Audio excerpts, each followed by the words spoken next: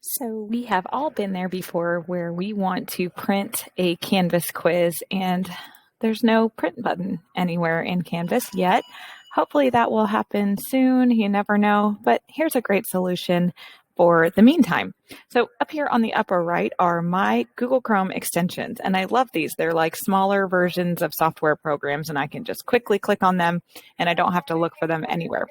So it's kind of like a favorite for software.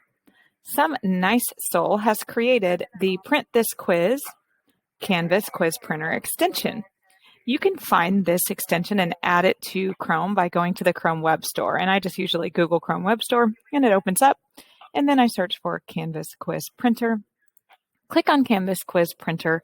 And now mine says remove from Chrome because I've already added it, but yours will say add to Chrome.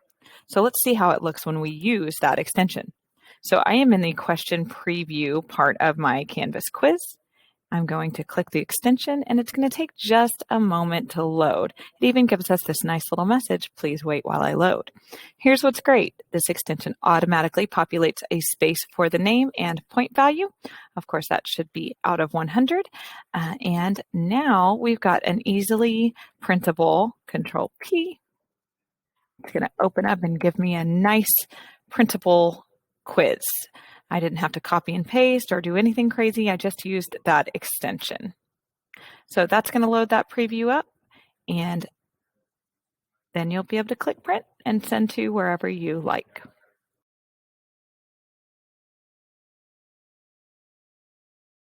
Okay, everybody, so let's talk about those students who maybe went and Googled some of your quiz answers. How can we figure out who that was and how that happened, I guess. So I am in one of my Canvas quizzes, and don't worry, this is a pretend quiz. So I don't have real students. I actually just have a student version of myself.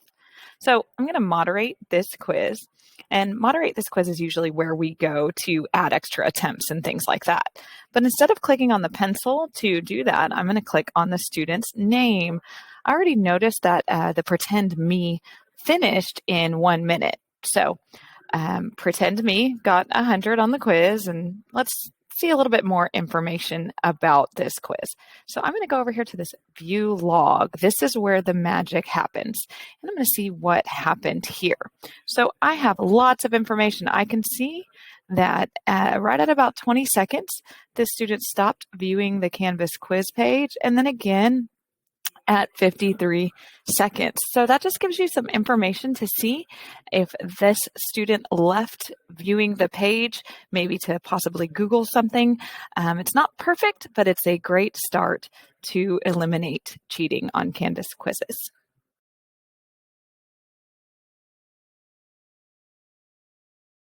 Okay, so I have got a YouTube video embedded into this page, and I really need it to be larger. And you'll notice I can't stretch and drag like I normally could with an image.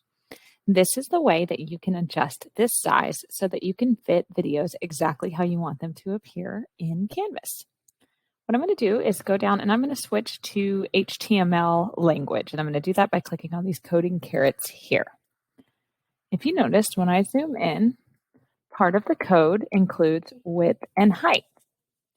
YouTube defaults at a 560 width and a 315 height, and I'm going to make this much larger. I'm actually going to make it 1060 and 815, and that might be gigantic. Let's see how it looks. All I have to do is click on my HTML carrots again, and there we go. I've got a much larger video, and when I save, let's see how that looks. It should be a little bit cleaner for students. There we go. There's my YouTube video. It's gigantic.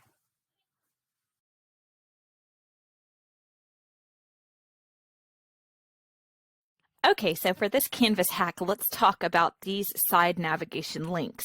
You may have noticed that some are pretty standard, home, modules, grades, but this Studies Weekly is a different link. So you may not have known that you are able to create any link you want that helps with navigation. So let's talk about how we can do that. Go ahead and click on Settings inside your Canvas course, and you're going to add an app. And I know that sounds counterintuitive because it's really just a link, but there is something called the redirect tool. So I typed in redirect, and here it is. And I can do this as many times as I want. So I'm going to choose Add App, and it gives me a space to name it. I'm going to call this Canva, because I happen to be using Canva for a few little graphics here and there, and I can grab that link pretty quick. So then I go over here to the link,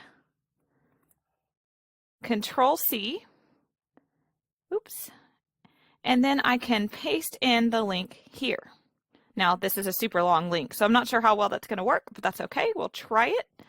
Now I have a few options before I close this out and add this app. And one that I want to click is Show in Course Navigation. That's going to give us that link. So go ahead and add the app. And then I'm going to refresh my page. And I should see that Canva link. Here it is right here. So if you have a link that you need students to go to often as part of your course, you can add it using the redirect tool.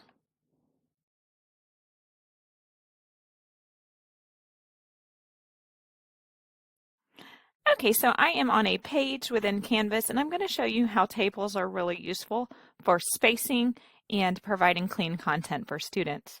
I'm actually going to use the Canvas tables option here, and I'm just going to create just 3 cells straight across. Now I can create a little lesson that follows maybe the gradual release of responsibility method. So watch this and practice this and evaluate yourself. So that's sort of that across the left to right view that helps students a little bit more than that vertical view. So now that I've got that spaced a little bit better, let's look at how we can add content. So I've got this YouTube video pulled up, and I chose my share button, and I'm going to copy the code. Then I'm going to go back, and I'm just going to paste that in using my HTML code tool. Just going to paste that guy in there, and there's their video.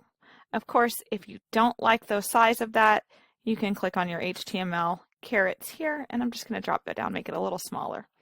Let's make it 460 by 215. That sounds like it'll be a nice size. And then you can bounce it back. So that does look a little bit better.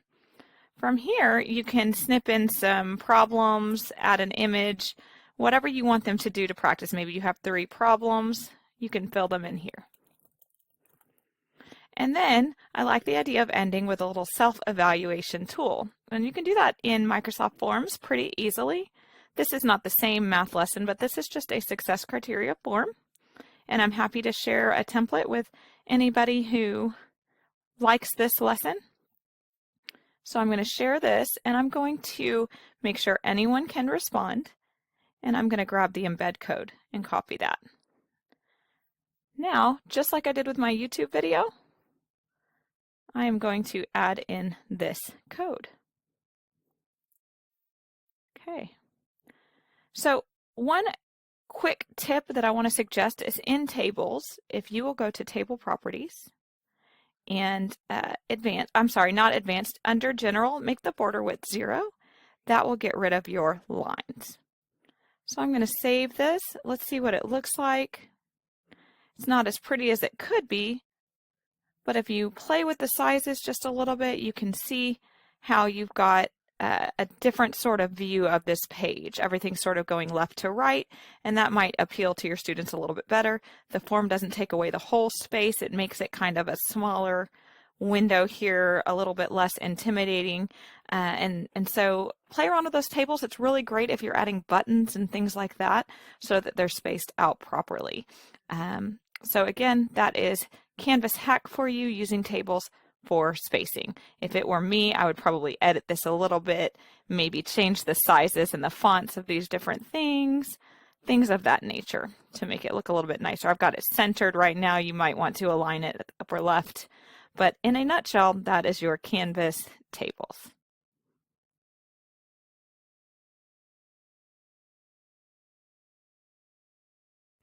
All right, one of the best kept secrets is the Canvas Commons and how you can find more than just content.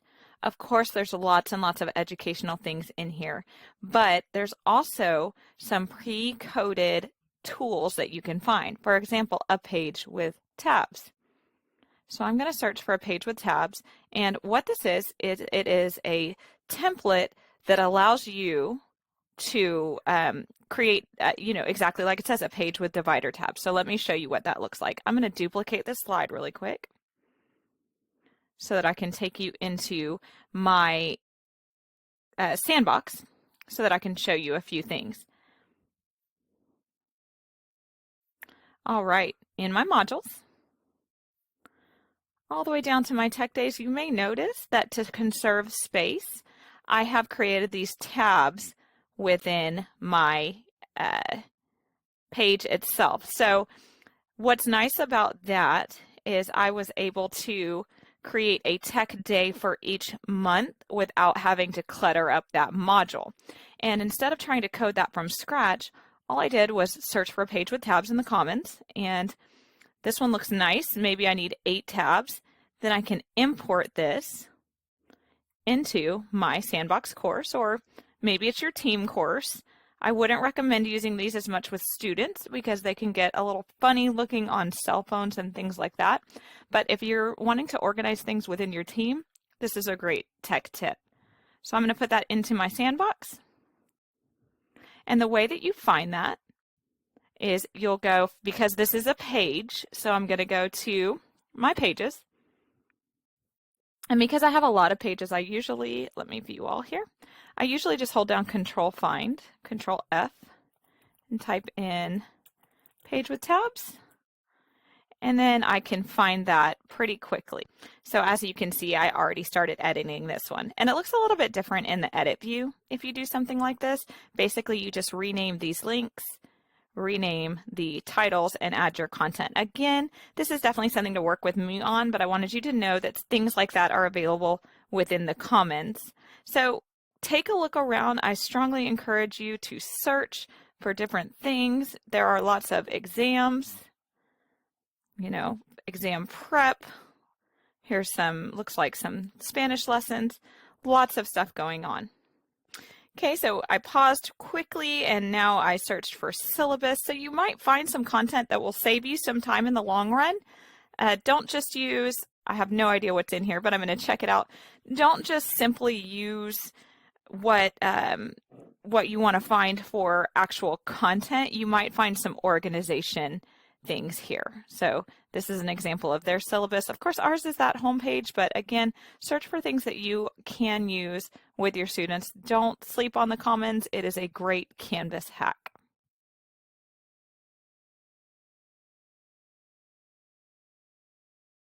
Okay, so I am inside my course and I am in a panic. I have deleted some items and I don't know where they are and I made a mistake. But I'm not worried because I know about the Canvas Undelete. So before I say that, let me talk about items that are within modules. Modules are pretty much just like folders for organization. So if I were to delete this, it would end up in dependent on whether it's a page, an assignment, or a quiz, it would end up in my pages, assignments, or quizzes links on the left-hand side. But let's say it's not that content. If you go to your home page, and at the end of your course URL at the top, type another slash and the word undelete.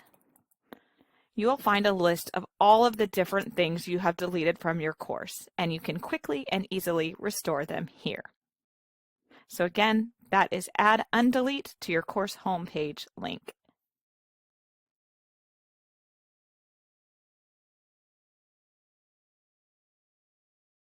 Let's talk about Canvas Studio. I'm in my studio account now and I've got lots and lots of videos, and some of those I had to do and redo, but this hack will help save the time of having to restart a recorded video. So I'm going to show you a little hack here.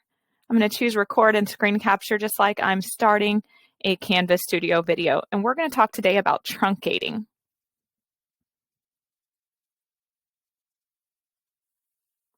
Okay. So if you notice, I have my Canvas Studio recording dashboard here. I'm going to choose record. It's giving me my countdown, of course. And let's say I get a few seconds in and I make a mistake. Well, I don't need to start over completely. I don't have to trash that. What I can do is just play,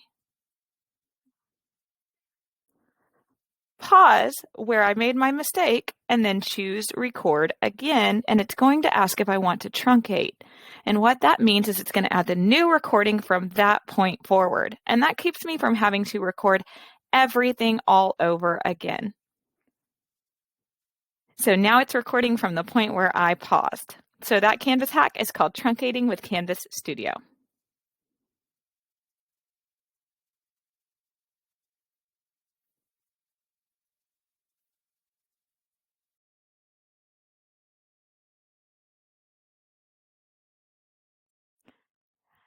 For this Canvas hack, go ahead and navigate over to your quizzes section. These are all of the quizzes that I have given or created. And I have a few question banks, but I haven't really created one for specific learning. So I want you to know that if you go to these 3 ellipses and you choose Manage Question Banks, living in your question banks, you will have this space called Unfiled Questions. And that's every single question you have given on a quiz. So now that you know that unfiled question bank is there, let's create a question bank just for our semester exam. So again, I'm going to go to the same place, ellipses and manage question banks. And I'm going to add a question bank and call it semester exam. This could be anything, first 6 weeks, third 6 weeks, and so on and so forth. Now, when I go over to my unfiled questions, I can choose for each of these questions that's within this unfiled question bank, I can choose to move or copy question to another bank. I leave this keep a copy checked just because it doesn't hurt to have it in both places. And then I am going to find my semester exam question bank. Now it's not there, so let me see if maybe I didn't press save. I'm going to pause just for a moment. Yep, I was exactly right. I had failed to press enter, so make sure that you do that so that you don't make the same mistake I did. So again, I'm going to go right back to the same spot, manage question banks, choose my unfiled. Now I can see that that semester exam is in there. So I should have noticed that from the start. All right, so now I can move or copy, add it to semester exam, keep that checked, move or copy questions. So depending on how many questions I want to add to that bank, it's pretty unlimited. Now I can create the quiz within my module using that question bank. All right, and I just noticed the misspelling of exemplars on that module, so sorry if you've noticed that. Okay, so I'm going to add a quiz, title it new quiz. Let's call it semester exam. I'm going to add it, and let me show you how you can use that question bank if you've never used them. Okay, so I am going to edit, and of course it's the questions. It's going to be a new question group. And I'm going to link to a question bank, very important. And here's my semester exam question bank. So then I select and I can pick 10 questions. I want to make sure it equals 100, so 10 points per question. And I can save. And I should have a quiz that is ready to go. So again, it's pulling from that newly created question bank. Of course, I can take that quiz. It's going to be different questions for each kid. But that is the unfiled question bank in Canvas quizzes.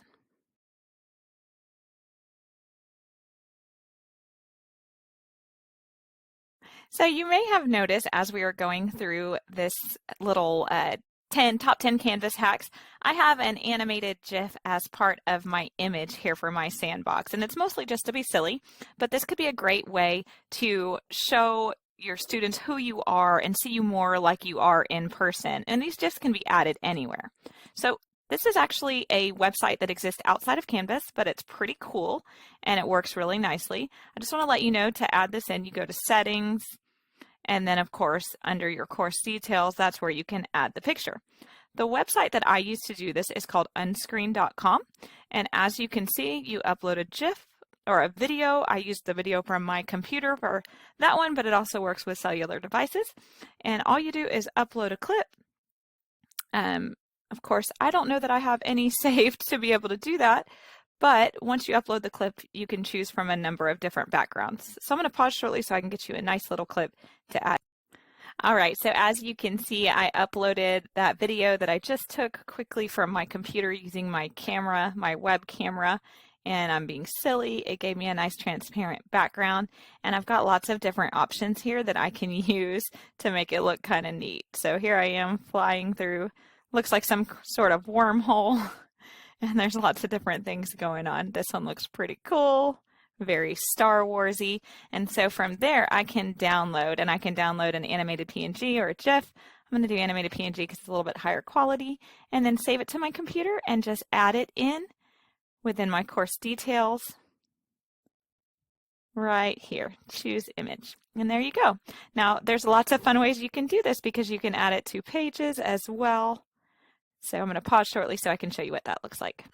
All right, so here I am. Of course, I clicked on it and now it's not spinning anymore. So let me press save and make sure that that went live like it was supposed to. Here we go. And so that is unscreen.com.